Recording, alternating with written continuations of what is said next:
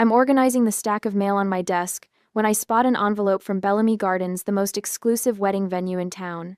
Strange. I don't remember receiving anything from them before. I slide my finger under the flap and pull out a neatly folded contract, the elegant letterhead catching the morning light streaming through my apartment window. My coffee cup freezes halfway to my lips as I scan the document. There it is, my signature at the bottom of a contract, authorizing payments totaling $76,000 for my sister Destiny's wedding. Except it isn't my signature. Not really. The loops are too round, the slant too steep. It's a good imitation, but I'd know my own handwriting anywhere. The room spins slightly as realization crashes over me. This is Destiny's handiwork. Those distinctive curls at the end of each letter. The way she dots her I's slightly to the right. She's forged my name. On a contract for $76,000. My fingers go numb. The coffee cup slips, shatters against the hardwood floor. Dark liquid splashes across my bare feet, but I barely feel it. This can't be happening, I whisper to the empty room. I grab my phone with trembling hands, dialing the venue's number printed at the top of the contract. My heart pounds so hard I can feel each beat in my throat. Bellamy Gardens. How may I help you? A cheerful voice answers. This is Andy Collins. I manage, my voice unnaturally high. I'm calling about a wedding contract for Destiny Collins. Oh, Miss Collins. Yes, we're so excited about your sister's special day. Everyone here is talking about your generous gift. It's not often we see such a beautiful gesture between siblings. The first tear slides down my cheek before I can stop it. My generous gift. The one I never agreed to. The one I explicitly refused. Thank you. I choke out before hanging up. I sink into my chair, memories flooding back unbidden. 16-year-old me working double shifts at the ice cream shop while Destiny lounged by the community pool. My graduation money borrowed for her spring break trip to Cancun. The countless loans that disappeared into the black hole of her wants and needs. You're the responsible one, Mom would say, as if it were a compliment rather than a life sentence. Destiny's just finding herself. 2 months ago, at Sunday dinner, when Destiny flashed her enormous engagement ring, and Dad looked at me expectantly. We were thinking, he'd said, refilling his wine glass. Since you've got that promotion coming, you could help give your sister the wedding she deserves. I'd felt everyone's eyes on me, waiting. My hands had trembled beneath the table as I found my voice. I can't afford that, I'd said, the words barely audible. I'm still paying off my student loans. The silence that followed had been deafening. Mom's disappointed sigh, Dad's furrowed brow, Destiny's pout. Family takes care of family. Andy. Dad had finally said, his voice carrying the weight of authority that had shaped our entire childhood. That's how we raised you. Mom had reached across the table, patting my hand. Don't you want your sister to be happy? After everything you've accomplished, surely you can manage this one thing. But you have that promotion coming, Destiny had chimed in, as if my money were already hers to spend.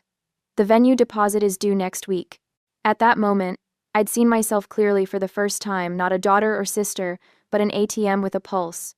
A resource to be tapped whenever Destiny needed something shiny and new. Now, staring at the forged contract, my phone pings with a new email notification. I glance down, seeing the subject line. Interior design position. Charleston office interested in your portfolio. Eleanor from work had mentioned this opportunity last week. 3 states away, a fresh start. I pick up the contract again, running my finger over the forgery. All those years of sacrificing, of putting my needs last, of being the responsible one, and this is how they repay me, with theft. With fraud. This ends now, I whisper, and something shifts inside me. Something that feels dangerously close to strength. Sleep refuses to come that same night. At 3 a.m, my laptop screen illuminates my face as I search through years of emails. My fingers feel numb, disconnected from my body as I type wedding into the search bar. The results populate my screen. There, buried among wedding spam and Pinterest notifications, I find it an email thread between Mom, Dad, and Destiny from 2 months ago. The subject line reads, Andy's contribution. My stomach knots as I click. She'll give in eventually. Mom wrote, she always does. Remember how she insisted she wouldn't pay for Destiny's car repairs last year? Within a week, she wrote the check. Destiny's reply appears below. If not, we'll figure something out. She's got the credit for it. A wave of nausea washes over me. They weren't just asking for my help, they were planning to take it regardless of my answer. They've been manipulating me for years. I whisper to my empty apartment. I open a new spreadsheet and title it, Family Loans. With methodical precision, I scroll through bank statements, credit card bills, and old emails. Each entry represents a promise broken, a debt unpaid. The summer I worked double shifts to lend Destiny money for her trip to Cancun. The graduation gift from Grandma that disappeared into Mom's temporary need. Dad's business venture that required just a small investment. By sunrise, the spreadsheet contains dozens of entries spanning nearly a decade. The total at the bottom glares back at me. $42,387. And now, a $76,000 wedding venue on top of it all. I rub my eyes, burning from exhaustion and tears I refuse to shed. The Christmas memory surfaces unbidden Destiny's pleading voice, as she borrowed my credit card for just one small gift for Mom. The January statement showed $3.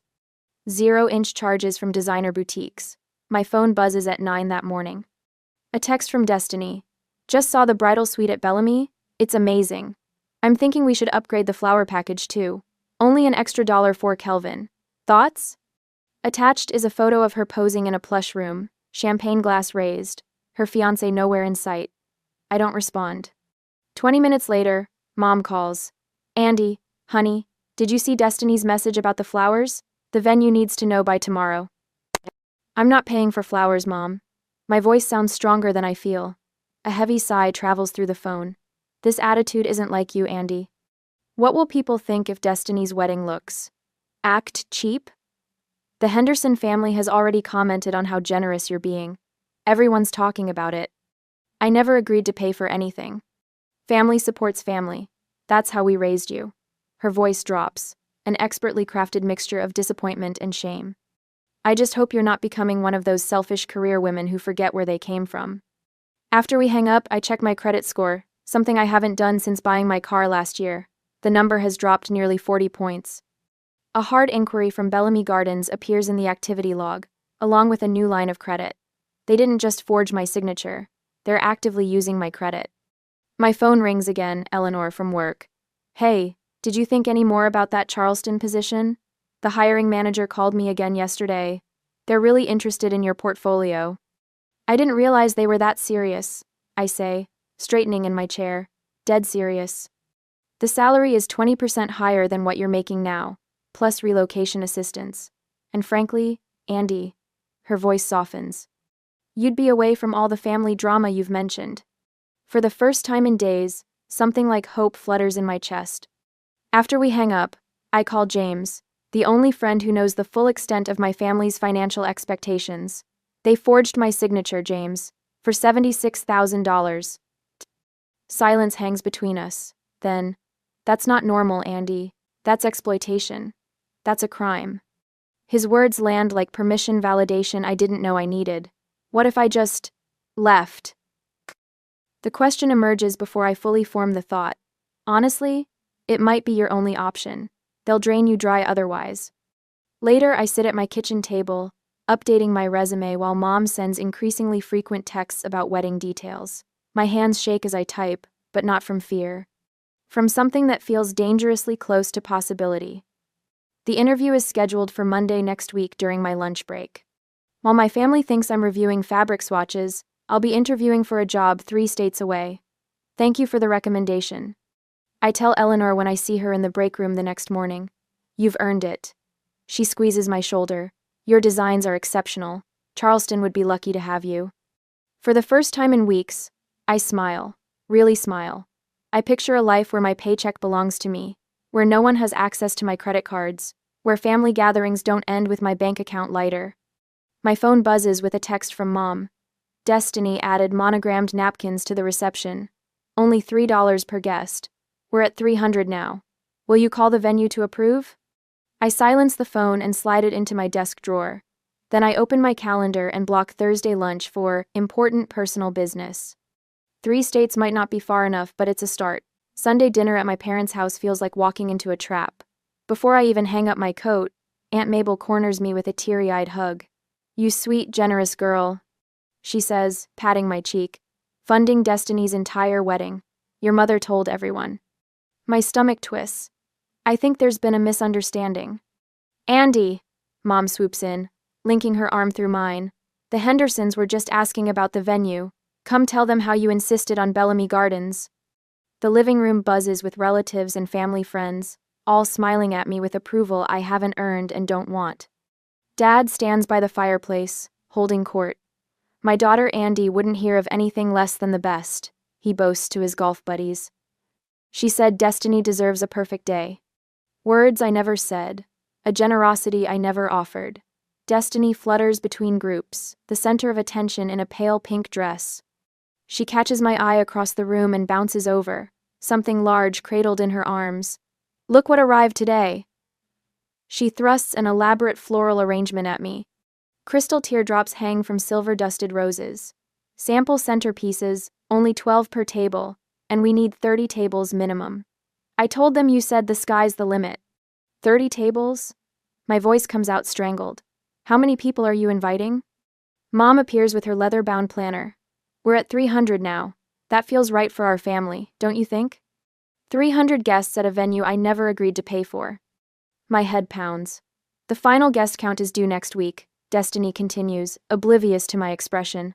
Oh, and the planner needs your credit card for the deposit on the ice sculpture. The room spins slightly. I mumble something about needing air and escape to the back porch. Monday lunch break. I sit in my car during lunch, heart hammering as my laptop screen fills with the face of Gregory Winters, creative director at Charleston Home and Design. Your portfolio shows remarkable restraint, he says, studying something off-screen. Most designers your age overdo it, but your spaces breathe. Thank you. I believe in creating rooms people actually want to live in. My voice comes out steadier than I expect. What salary range are you looking for? 3 months ago, this question would have made me stammer apologies for wanting to be paid. Today, something shifts. Based on my experience and the Charleston market, I'm looking for $82,000 annually, plus standard benefits. The words emerge clear and confident. Gregory raises his eyebrows, impressed rather than offended. That's precisely our range for this position. When he makes a joke about Southern hospitality being more than just a saying in Charleston, I laugh a real laugh that startles me with its authenticity. We'll be in touch very soon, he promises as we wrap up. I sit in my silent car afterward, realizing my hands haven't trembled once. During that week, I gather my documents for the confrontation, and that's how the week passes. Saturday brunch arrives with an unwelcome surprise. I'm buttering toast when the doorbell rings. Who could that be? Mom asks with a performance of confusion. The answer comes in the form of Marissa Williams, wedding planner extraordinaire, who breezes into the dining room with 3 bulging portfolios. Andy, finally we meet. She extends a manicured hand. Your sister speaks so highly of you. Now, I brought the updated invoices for your approval. My approval? I ask, accepting the folder she thrusts at me. I flip through pages of extravagant expenses. Custom champagne flutes, monogrammed napkins, a string quartet, imported orchids. Each bears a notation. A. Collins approval required. These charges seem excessive, I say carefully, watching Destiny from the corner of my eye. What's this $10,000 line item for lighting? Marissa frowns. But your sister said you specifically requested premium theatrical lighting for the dance floor. Destiny's face drains of color. Andy loves dramatic lighting. Right, Andy? Could I see all the contracts, please? My voice remains calm despite the rage building in my chest. Andy's just being thorough. Mom interjects, reaching for the coffee pot. Marissa, have you tried my cinnamon rolls? Let me fix you a plate. As they bustle toward the kitchen, I snap photos of the invoices with my phone. That evening, James brings takeout and legal research to my apartment. In this state, you can break a lease without penalty if you can prove identity theft, he says, spreading papers across my coffee table, especially with documentation showing your signature was forged. Eleanor sends 3 links to affordable apartments in Charleston's north area. Not glamorous, her message reads, but clean, safe, and 20 minutes from the office. I click through the virtual tour of a 1-bedroom with a small balcony. The rent is reasonable. The distance from my family, priceless. The official email arrived to my private email account on Tuesday morning, and I got the job. The salary matches what I requested. The start date is 3 weeks away. I drive to an empty parking lot to make the call. I'm delighted to accept, I tell Gregory, my voice strong and certain. That night, I digitally sign a lease agreement for the Charleston apartment. The move-in date aligns perfectly with my escape plan. 2 more weeks until I escape, I whisper to my reflection. Standing in my apartment on Friday night, I survey what I've built through years of hard work. The vintage desk I refinished myself, the watercolor I splurged on after my first promotion, the bookshelf filled with design references. On my dresser sits a photo from my design school graduation. I'm beaming, proud and hopeful, unaware of how my family would use that hope against me. Tears slide down my cheeks, but they feel different, cleansing rather than broken. I deserve to keep what I've earned, I say aloud to the empty room. The weekend becomes a strategic operation. I record Mom discussing Andy's contribution to the wedding. I organize bank statements showing unusual charges. I document every text where I explicitly refuse to pay. Monday morning, I call a moving company. We need to schedule for a specific time. I explain. The 14th, around noon. We can do that, the scheduler confirms. Any particular reason for the precise timing? Yes, I say, drafting an email to the Bellamy Gardens venue, explaining the signature forgery. My family will be at a cake tasting. The moving day arrives with perfect weather. From my window, I watch Mom's SUV pull away with Dad, Destiny, and the wedding planner inside. My phone vibrates continuously with Destiny's messages about fondant options. 10 minutes later, the moving truck rumbles into the parking lot. I take a deep breath, my hand on the doorknob. The movers head up the stairs as my phone lights up again. 7 missed calls from Destiny in the last 3 minutes. The game is beginning. I smile and open the door to my future. We'll start with the labeled boxes. I tell the 2 men in matching blue uniforms. My voice sounds foreign to my ears, steady, authoritative, nothing like the hesitant murmur I've used around my family for 27 years. Inside, I hand the movers a detailed floor plan while dialing my landlord. Mr. Peterson answers on the second ring. I've documented the identity theft situation, I explain, sliding the folder of evidence into my messenger bag. The lease break fee should be waived under tenant protection laws. Wouldn't want this happening to my own daughter, he says after reviewing my documents. I'll have the paperwork ready tomorrow. I hang up, a small victory warming my chest. The movers work with military precision, wrapping my carefully curated furniture pieces while I sit cross-legged on the floor, laptop balanced on my knees. With a few keystrokes, I transfer my accounts to the Charleston branch. Another click cancels my credit cards, requesting new numbers for the replacements. My phone buzzes. Mom's name flashes on the screen, the 5th call in 30 minutes. I silence it, but seconds later, the voicemail notification appears. Andrea Collins. Mom's voice wavers between anger and panic. Where are you? The venue needs decisions on lighting packages by 3. Call me immediately. Jetter? 3 more voicemails follow in quick succession. I play each one, recording them as evidence, as the movers empty my bedroom. My phone pings with a text from Destiny. What the hell, Andy? The venue says you haven't confirmed anything. I swear if you ruin this for me, I'll never forgive you. 10 seconds later, answer your damn phone. 20 seconds. After everything we've done for you, this is how you repay us? Each message forms another link in a chain of evidence. I save them all. Dad's voice booms from the next voicemail. Family takes care of family, Andrea. You have responsibilities here. Don't make me come find you. K. I save this one twice. As I pack other boxes, the buzzing pauses long enough for me to check Facebook. Mom's status update appears at the top of my feed. Heartbroken when children forget where they come from, after everything we sacrifice as parents. Comments flood in beneath it. My college roommate Lisa writes, Andy is the most responsible person I know. There must be some misunderstanding. My cousin Jennifer chimes in. Wait, I thought the wedding was being scaled back? Aunt Carol told me it was costing over $70,000. Destiny's bridesmaid Tara asks, who's paying for all this? I thought Andy was just handling the coordination, not the cost.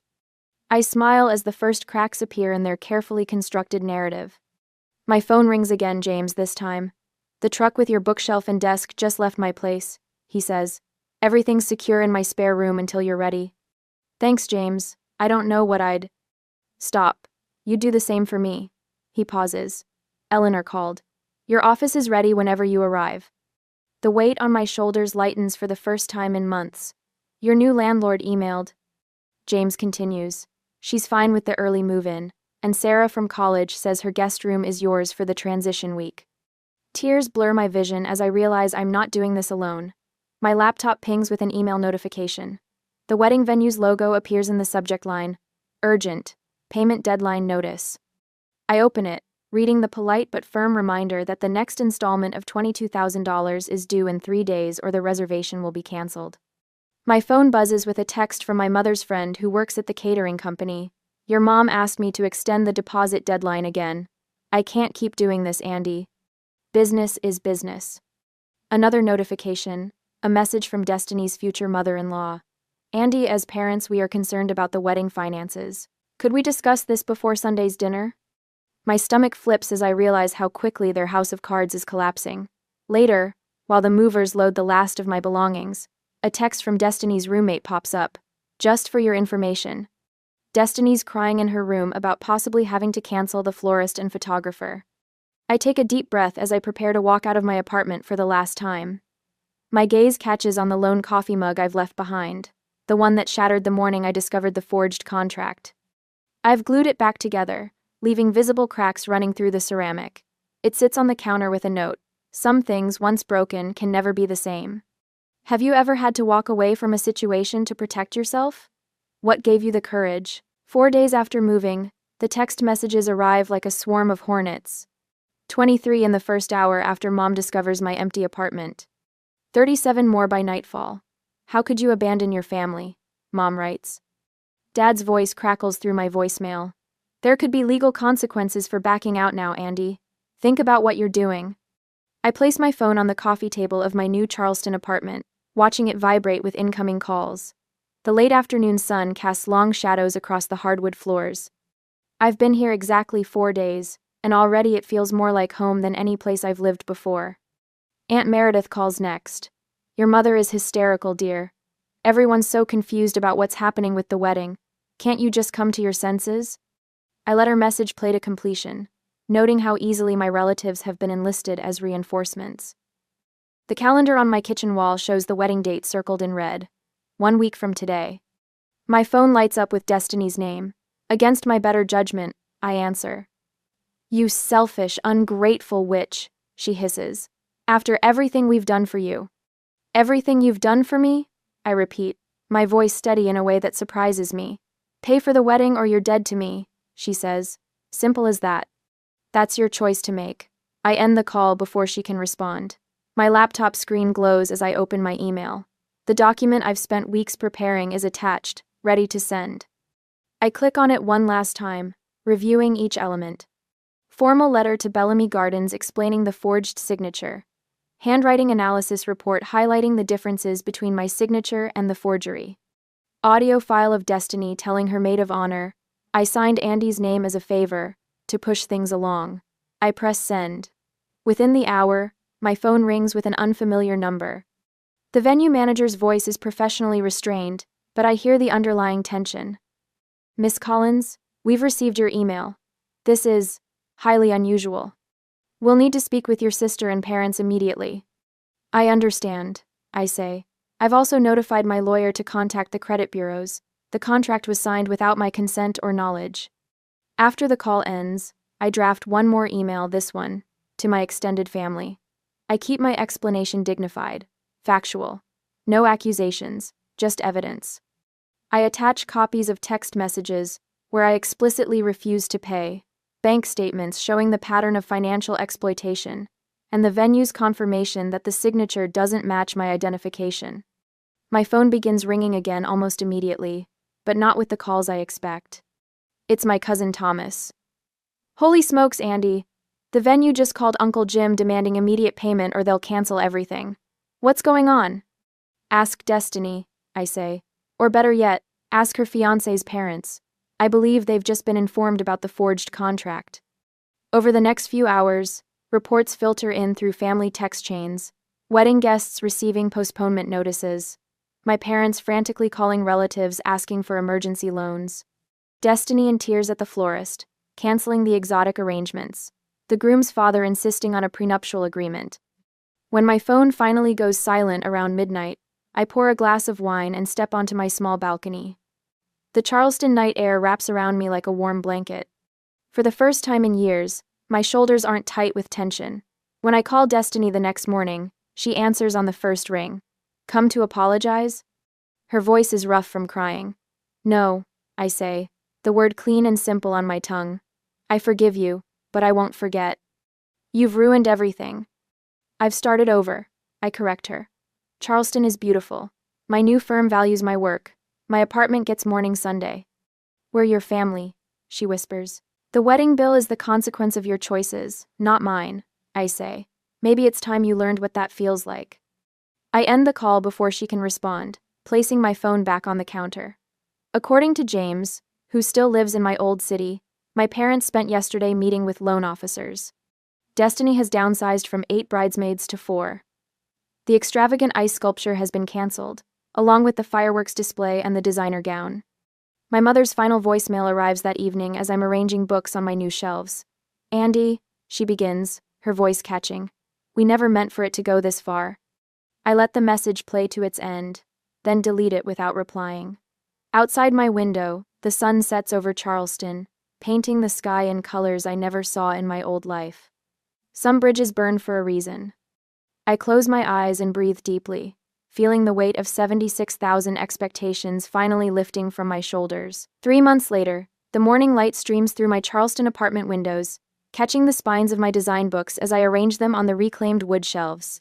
3 months ago, these same books were packed in hurried desperation. Today, they stand as colorful sentinels of my new life. I smooth my hand over the coffee table I found at a local antique market, feeling the grain of the wood beneath my fingertips. My apartment is modest, but mine truly mine, with no financial ghosts lurking in the corners. My phone buzzes with a message from Eleanor, wishing me luck with my newest project. I adjust my blazer, catch my reflection in the hallway mirror, and notice something different in my posture. My shoulders no longer hunch forward, carrying the invisible weight of family obligation. The southern sunrise bathes my small balcony in gold as I sip my coffee. The lightness I feel isn't just the absence of debt, it's the presence of possibility. 3 months into my new position, Marcus, the senior designer, leans against my desk on Friday afternoon. "Andy, we need these concept boards finalized for Monday's presentation. I know it's your weekend, but..." He trails off, expectation hanging in the air. "I'm sorry, but I have plans this weekend," I reply, surprised by the steadiness in my voice. "I'd be happy to come in early Monday to help finalize everything." His eyebrows lift slightly. "Really? I figured you'd be all about earning some brownie points." "I value my personal time," I say, the word "no" resting comfortably on my tongue instead of sticking in my throat like it used to. "I'll deliver excellent work during work hours." Later, walking along King Street, I marvel at how easily that boundary formed. No rehearsal needed, no guilt afterward.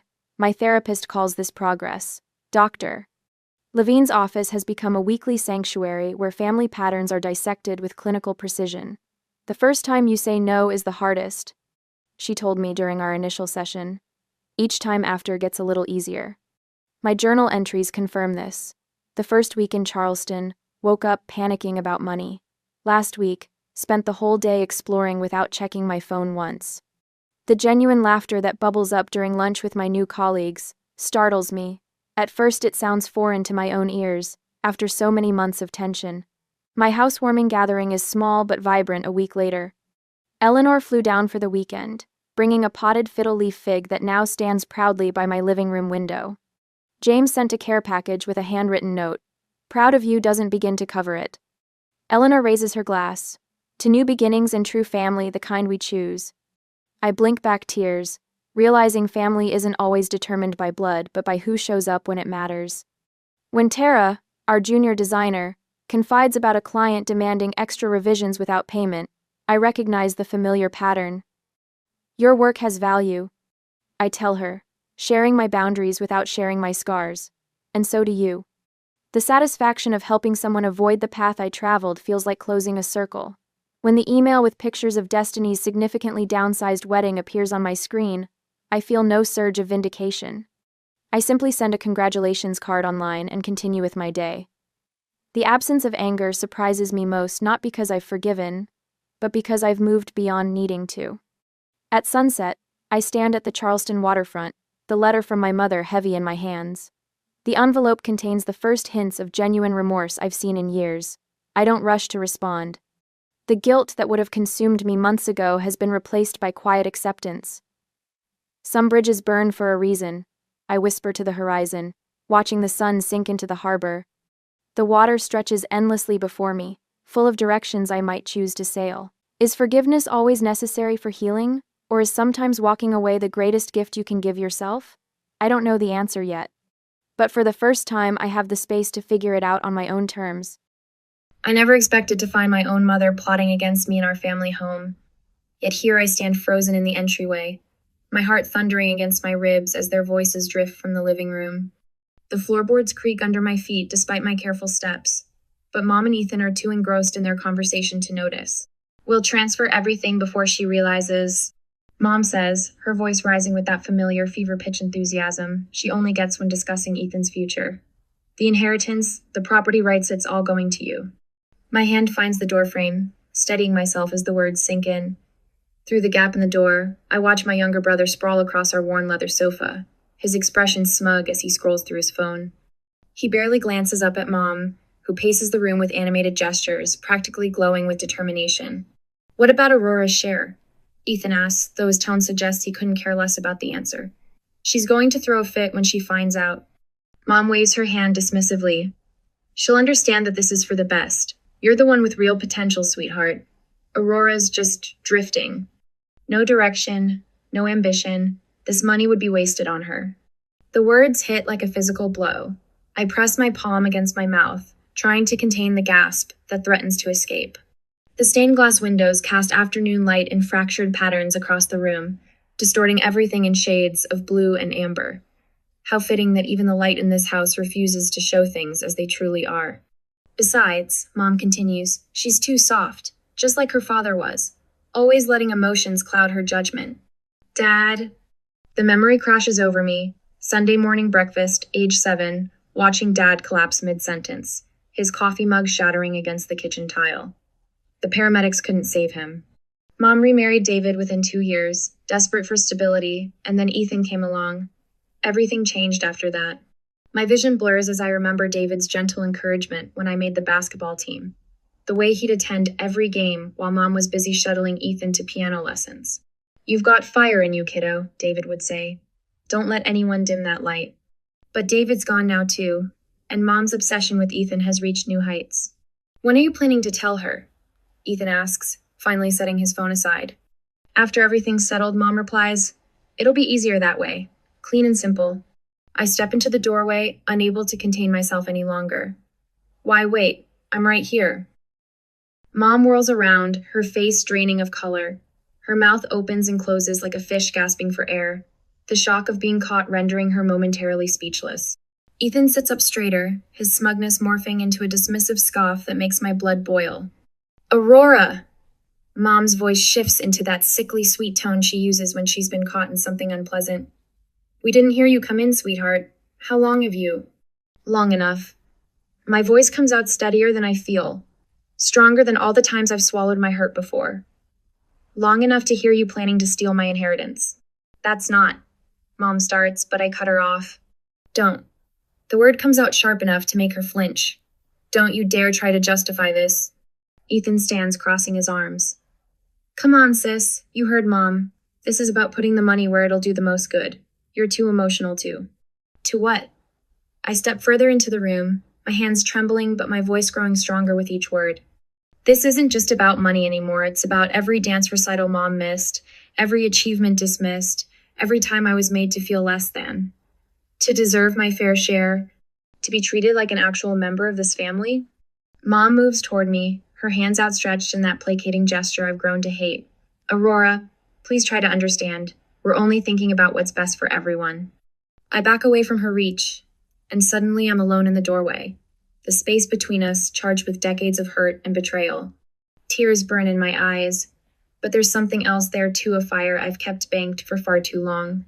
My hands clench at my sides as I face the two people who should have loved me best, who instead made an art of making me feel small. The afternoon light streams through the stained glass, painting shadows across the floor between us. In the silence, I can hear the echo of every lie, every manipulation, every moment I doubted my own worth. David's words ring in my ears. Don't let anyone dim that light. 20 years of trying to earn their love. 20 years of watching Ethan get every advantage while I fought for scraps of attention. 20 years of making myself smaller, quieter, less demanding. And for what? To stand here now and discover that even my inheritance, my last connection to Dad, is being stripped away. I lift my chin, meeting Mom's gaze. The weight of this moment presses down on me like a physical thing. I stand at the threshold of a decision that will change everything, stay and fight for what's mine, or walk away and finally free myself from their toxic grip. They're waiting for me to break, to cry, to give in like I always have before. But something has shifted inside me, crystallized by the raw truth of their betrayal laid bare before me. The question isn't whether to fight or walk away. The question is, am I finally ready to shatter every chain they've wrapped around my heart? The old desk drawer groans as I pull it open, sending dust motes dancing in the study's dim evening light.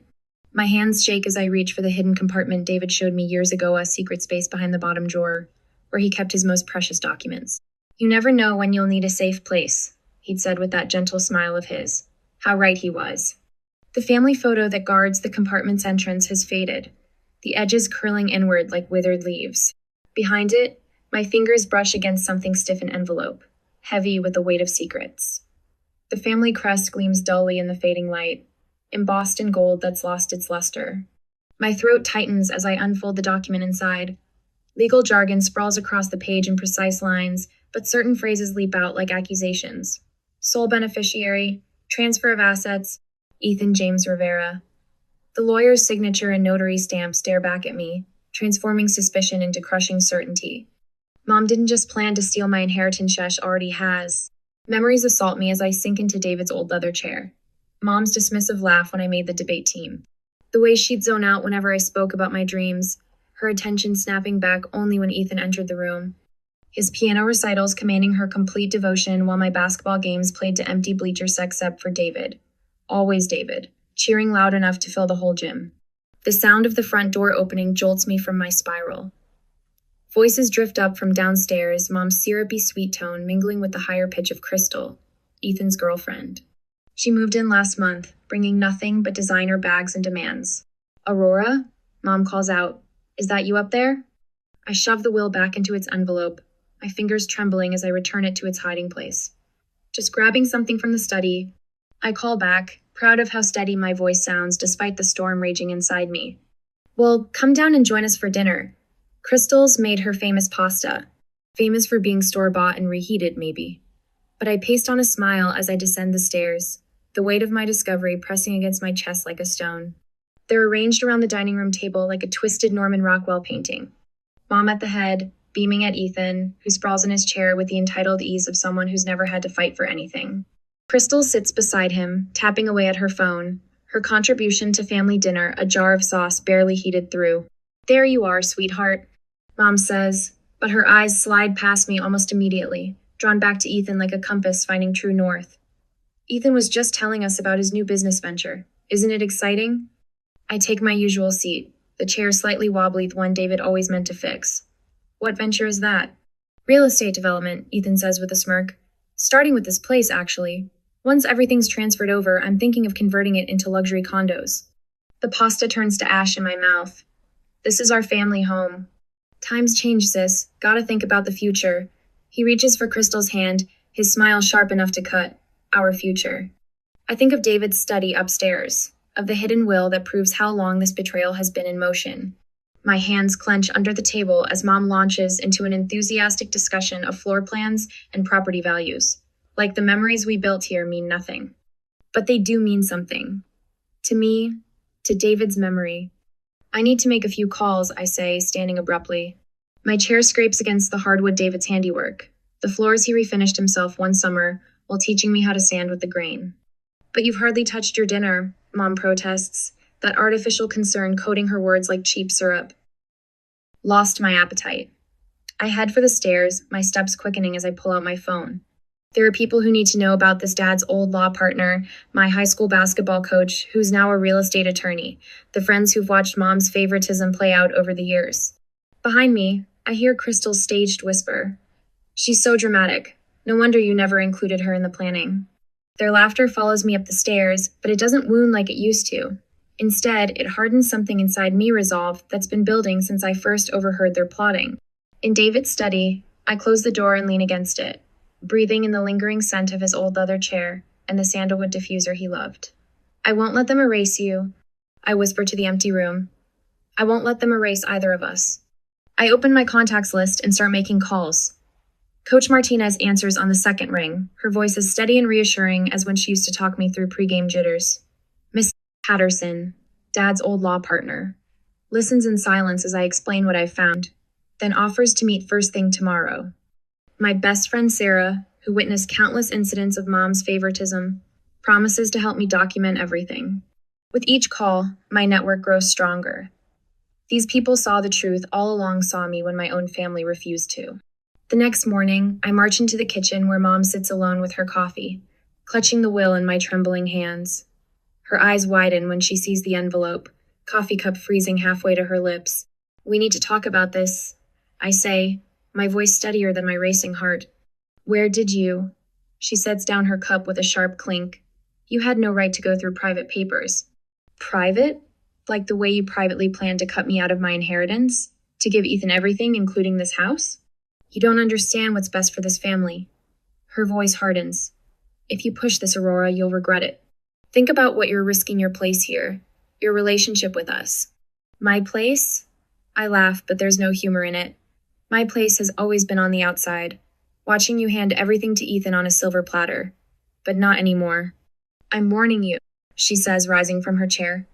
Drop this now, or you'll find yourself completely cut off. No money, no family, nothing. Is that what you want? I meet her gaze, feeling David's strength flowing through me. What I want is justice, and I'm not alone in this fight anymore. Her face pales as I turn to leave, but I catch something else in her expression too, flicker of fear. She knows I've found my voice, found my allies. What she doesn't know is that Mr. Patterson called back late last night with news that chills me even now. He's discovered evidence of more missing assets, a web of financial manipulation that goes far deeper than just the will. I climb the stairs to David's study, my sanctuary in this storm. Tomorrow, I'll show Mr. Patterson everything I've found. But tonight, I sit in David's chair and let myself feel the full weight of what's coming. The fight ahead will be brutal, but for the first time since I overheard Mom and Ethan's betrayal, I'm ready for it. Let them try to silence me now. I've got fire in me, just like David always said, and it's time to let it burn. The Metropolitan Convention Center blazes with chandeliers and self-importance as I slip through the crowd, a ghost at my own family's gala. Mom stands at the podium in her tailored Chanel suit, commanding the room with practiced ease. My stomach churns as her words drift across the sea of cocktail dresses and designer suits. The future of our legacy, she announces, her voice carrying that knife-edge sweetness I've grown to dread, rests in capable hands. My son Ethan has demonstrated the kind of vision and leadership that will guide our family's interests into a new era. Ethan lounges in his chair on stage, thumb sliding across his phone screen even as the crowd applauds. The casual disrespect of it makes my jaw clench. He doesn't even have to pretend to care anymore. Michael Anderson from Channel 7 News Street apps forward with his microphone, right on cue. Mrs. Rivera, there have been rumors of tension regarding the distribution of family assets. Can you address these concerns? My fingers dig into my palm. Of course she planted this question. Mom never leaves anything to chance. Family transitions can be delicate. She meets my eyes across the room, her smile never wavering. But we must think of the greater good. Some members of the family lack the necessary focus to handle such responsibility. Better to concentrate resources where they'll be most effective. The crowd murmurs in agreement. I watch their heads nodding. These strangers so easily convinced that I'm the problem. That I'm the one who needs to be managed, contained, controlled. Ethan finally looks up from his phone. Mom's always taught me that power comes with responsibility, he says, his voice carrying that practiced humility that makes my skin crawl. I take the family's legacy seriously. Unlike some people, I don't let emotions cloud my judgment. My father's words echo in my head. Asterisk. You've got fire in you, kiddo. Don't let anyone dim that light. Asterisk. The memory carries me through the convention center's marble halls and into the community center across town. Here, away from the glitter and pretense, real people gather to discuss neighborhood revitalization. The fluorescent lights cast harsh shadows, but there's more honesty in this worn linoleum than in all of Mom's crystal chandeliers. Mom's already commandeered the town hall meeting, of course. She stands at the front in the same Chanel suit, spinning promises about community investment that will somehow, inevitably, end up benefiting Ethan's latest venture. The Rivera family has always believed in giving back, she's saying, and something inside me finally snaps. Is that what you call it? My voice cuts through the room, stronger than I knew it could be. Heads turn, conversations halt, and Mom's perfectly composed mask slips for just a fraction of a second. Aurora, dear, she starts, but I'm already moving toward the front of the room. Giving back? My laugh sounds foreign to my own ears. Let's talk about taking. Let's talk about how you've taken every opportunity, every advantage, every scrap of support, and funneled it all to Ethan. Let's talk about how you've spent years convincing every, including me, that I'm not worth investing in. This isn't the time or place. Mom's voice has an edge now, a warning. It's exactly the time and place. Tears burn in my eyes, but I refuse to let them fall. These people deserve to know who they're really dealing with. A woman who would steal her own daughter's inheritance. Who would? You're proving my point about letting emotions cloud your judgment. Mom's words are precise, calculated to cut. But this time, they don't land. This time, I feel the years of pain and self-doubt transforming into something else, something with teeth. My emotions aren't clouding anything, I say, my voice steady despite the thunder of my heart. They're finally letting me see clearly. You can't gaslight me anymore, Mom. You can't make me doubt myself. Not when I have proof of what you're planning. The room has gone completely still. In the harsh fluorescent light, I watch Mom's carefully constructed facade begin to crack. She opens her mouth, closes it, opens it again, but for once, she has no words to smooth this over. And in that moment, standing in this humble community center with my truth finally spoken aloud, I feel the first real stirring of power. Not the kind that comes from designer suits or media manipulation, but something deeper. Something that's been waiting inside me all along, like banked embers finally catching flame. Back in Dad's study, I trace my fingers across his old desk. The room still holds echoes of him engineering books, lined up precisely on the shelves, his vintage desk lamp casting a warm glow across photographs I'd almost forgotten. Me at my first basketball game, Dad beaming with pride. The last Christmas we had together, before everything changed. The confrontation at the community center replays in my mind, but this time I feel something different stirring beneath the anger and hurt. Strength. Purpose. The desk calendar becomes my war room map as I plot out the next steps. Legal research, financial audits, outreach to old alleys, each item carefully noted and cross-referenced. My hands don't shake anymore as I draft emails to Dad's former colleagues, people who've watched me grow up and might remember a different version of our family history. The old family photos spread across the desk aren't just memories now, they're evidence. Each one tells a story of systematic exclusion, of opportunities denied, of Ethan's gradual elevation at my expense. The storm outside matches my intensity as I work late into the night at First National Bank, poring over archived documents. My heart nearly stops when I find it a forgotten safe deposit box containing a contract I've never seen before. The legal language is dense, but one clause stands out with crystal clarity, a provision that could unravel Mom's entire plan. Lightning flashes outside as I dial Cynthia Ramirez, my trusted legal advisor. You need to see this, I tell her, my voice barely containing my excitement. I think I found our way in. The thunder rolls as I stare out at the rain-slicked streets, the contract clutched to my chest. The question isn't if I'll use this newfound advantage, it's how. And for the first time since this battle began, I feel the odds shifting in my favor. The Rivera Family Foundation Gala buzzes with artificial warmth, a sea of designer dresses and practiced smiles that used to feel like home. Now I see the cracks in every facade, the hollow performative charity that Mom cultivated for years. My black cocktail dress feels like armor as I wade through clusters of Seattle's elite, dropping carefully crafted hints like poisoned breadcrumbs. Oh, you hadn't heard about the donation discrepancies? I keep my voice low, intimate, as I lean closer to Margaret Chen, chair of 3 different charity boards. Her eyebrows lift slightly, the only tell in her Botoxed face. I'm sure it's nothing to worry about, though the timing of those transfers was interesting. I drift away before she can press for details, but I catch her immediately pulling out her phone. The murmurs will spread like wildfire. They always do in these circles. Across the glittering ballroom, I spot Cynthia Ramirez, my razor-sharp lawyer, discreetly passing folders to selected journalists. Her red stilettos click against the marble floor with quiet authority. When our eyes meet, she gives me the slightest nod. Phase 1. Complete. The champagne burns my throat as I take a measured sip, watching Mom work the room with Ethan trailing in her wake. Her coral dress matches the flush rising in her cheeks as she notices the shifted energy, the way conversations pause when she approaches, the subtle withdrawals that leave her grasping at empty air. My phone vibrates. Michael Anderson's message lights up the screen. Ready when you are.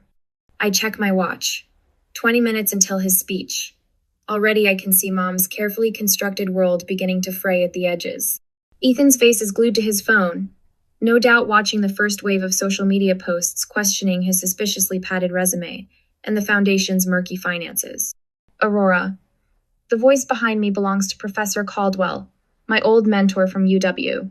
His weathered face holds a mixture of concern and determination. Are you sure about this?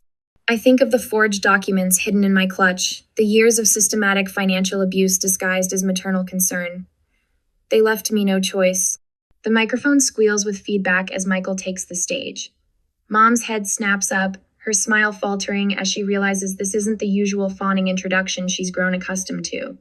I lean against a marble pillar, steadying myself for what comes next. Good evening, everyone. Michael's voice carries clear and strong. I'd like to discuss some concerning findings regarding the Rivera Family Foundation's financial practices over the past decade. The room goes still. I watch Mom's face drain of color as Michael methodically lists off every manipulation, every fraudulent transfer, every instance of financial abuse she thought she'd buried. Ethan's phone slips from his trembling fingers, clattering against his champagne glass. This is outrageous! Mom's voice rises above the growing murmurs, shrill with desperation. She practically runs to the stage, snatching the microphone. These accusations are completely unfounded. Aurora is simply jealous of her brother's success. Is she? Professor Caldwell's voice cuts through the chaos. He steps forward, commanding attention with his distinguished presence. I watched you sabotage your daughter's academic career to funnel more resources to your son. I have documentation of scholarships mysteriously redirected, of opportunities blocked. The floodgates open. Other voices join in, each with their own story of witnessed manipulation. Mom's grip on the microphone turns white-knuckled as her perfectly curated image crumbles in real time. My phone buzzes again. Cynthia's email glows urgent on the screen. I step onto the terrace, the cool night air a sharp contrast to the heated revelations inside. The city skyline sparkles below, indifferent to the implosion of my family's legacy. The attachment opens slowly, each second an eternity. When the document finally loads, my breath catches in my throat. This isn't just evidence of Mom's financial abuse, it's proof of criminal fraud. The original version of David's will, unaltered, showing his intent for an equal split between Ethan and me.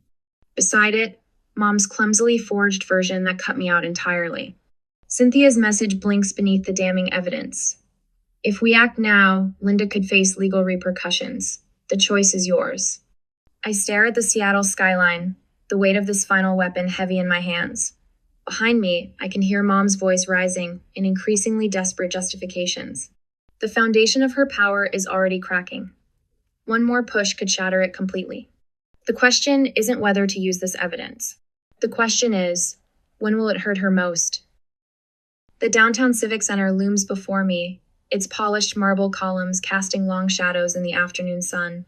Through the glass doors, I spot Mom at the podium, her designer blazer, a slash of crimson, against the wood paneling. My pulse quickens as I check my phone one last time. Michael Anderson's message confirms he's ready to live stream everything. I push through the doors, and the murmur of voices washes over me. The conference hall is packed with community leaders, journalists, and familiar faces from Mom's social circle. Ethan sprawls on a leather sofa near the podium, his attention fixed on his phone as usual. Neither of them notice me yet. The contractual stipulations are quite clear. Mom announces, her voice carrying that familiar note of authority that used to make me shrink. Any attempts to contest the distribution of assets will be met with immediate legal action from our team of— You mean the legal team that helped you forge Dad's signature? My voice cuts through the room like a blade. Mom's hand freezes mid-gesture. Ethan's head snaps up, phone forgotten. The crowd parts as I stride forward, my heels clicking against the marble floor. The stack of documents in my briefcase feels heavy with truth. Aurora. Mom's smile is brittle. This isn't the time or place for family discussions. Actually, it's exactly the right time and place. I set my briefcase on the podium beside her, maintaining eye contact as I click it open. Since you're so eager to discuss legal matters. Ethan rises from the sofa, his earlier smugness curdling into something darker. Sis, you're embarrassing yourself. Just leave before. Before what? I withdraw the first document, the signed affidavit from Thomas Chen, our former family lawyer. Before I show everyone how you and Mom doctored Dad's will. The paper trembles slightly in my hand, but my voice remains steady. Or maybe before I reveal the backdated property transfers, the hidden accounts. Gasps ripple through the crowd. Phone cameras rise like a wave. From the corner of my eye, I spot Michael's live stream setup, his camera trained on Mom's rapidly paling face. These are baseless accusations, Mom sputters, reaching for the affidavit. I pull it away, my movements deliberate. Everything I'm saying is documented. I face the crowd, drawing strength from their rapt attention. I have bank records spanning 10 years, witness testimonies, audio recordings of my mother and brother planning to divert my inheritance, me father's legacy through a series of fraudulent transfers.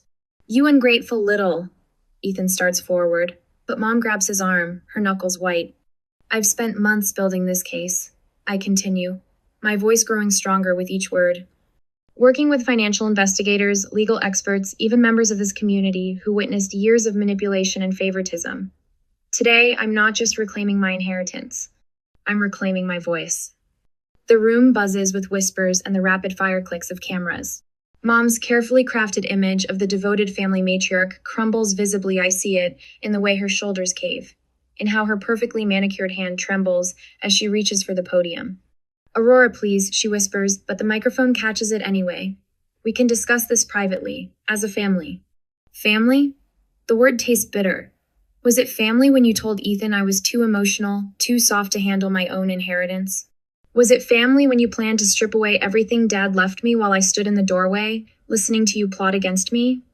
Tears burn in my eyes, but I refuse to let them fall. Not here. Not now. The stained glass windows of the conference hall cast fractured light across the floor between us, so similar to that day in our living room. But this time, I'm not frozen in shock.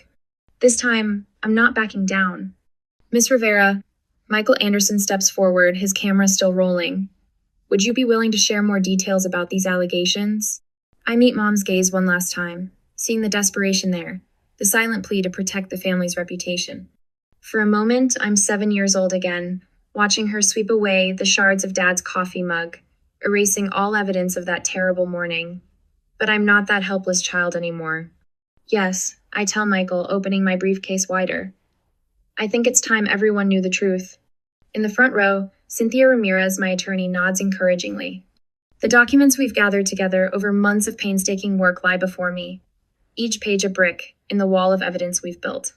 As I begin to speak, I watch Mom and Ethan exchange glances, their empire of lies crumbling in real time. The truth, as they say, will set you free. But first, it burns. 2 weeks later, I stand in the Central District Court, my heart hammering against my ribs as Judge Marshall reviews the final pieces of evidence. Cynthia's presentation has been masterful, methodically dismantling every counter-argument Mom's lawyers attempted to construct. Given the overwhelming evidence presented, Judge Marshall's voice fills the courtroom. This court finds in favor of the plaintiff, Aurora Rivera. The attempted transfer of assets is hereby nullified, and all inherited properties are to be returned to their rightful owner immediately. The gallery erupts in muffled cheers. I exhale slowly, years of tension finally releasing from my shoulders. Mom sits rigid in her chair, her face a mask of disbelief. Ethan's already storming out the back door, his footsteps echoing through the courthouse. Outside, the afternoon sun bathes the courthouse steps in golden light. A crowd has gathered, friends, supporters, even some distant relatives who finally saw through Mom's manipulation. Their cheers wash over me as I step into the light. Aurora! Someone thrusts a microphone forward. How does it feel to finally achieve justice? I pause, considering my words carefully. This isn't just about justice for me. It's about standing up to toxic family dynamics that too many people suffer in silence. Sometimes the hardest battles are fought against the people who should love us most. As the crowd disperses, I catch a glimpse of movement in the shadowed alley beside the courthouse. Mom and Ethan huddle together, their heads bent close in whispered conversation. Their eyes track me with a familiar calculation that sends a chill down my spine. I turn away, squaring my shoulders as I descend the courthouse steps. Let them plot, let them scheme. I've already won the war they started, and whatever comes next, I'll face it standing tall. Sunlight streams through floor-to-ceiling windows, painting golden paths across bamboo floors. I breathe in the crisp morning air from my balcony, letting the steam from my coffee cup warm my face. No more tiptoeing through shadowed hallways or bracing for acidic comments over breakfast. This space is mine, every carefully chosen piece of furniture, every splash of color on the walls, every moment of silence or sound entirely under my control. I trace my fingers along the framed photograph of David on my entry table, his proud smile frozen in time as he stands beside my younger self at a basketball game. You were right, I whisper, adjusting the vintage basketball beneath it, signatures faded but still visible.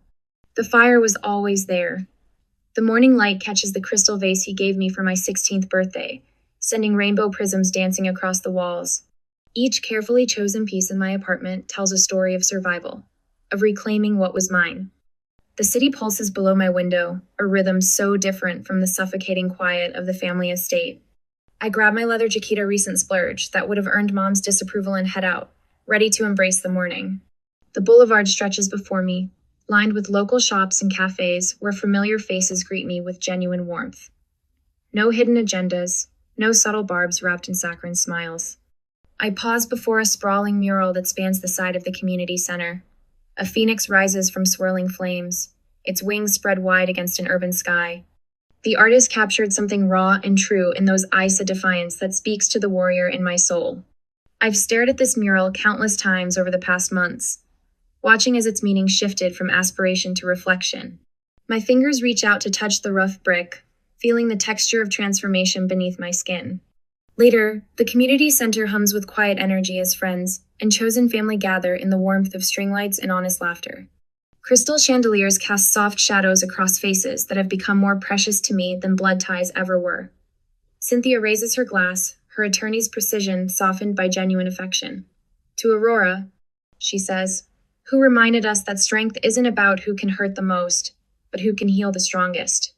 Michael Anderson catches my eye from across the room, nodding slightly. The journalist who helped expose the truth now feels more like a brother than the one who shared my blood.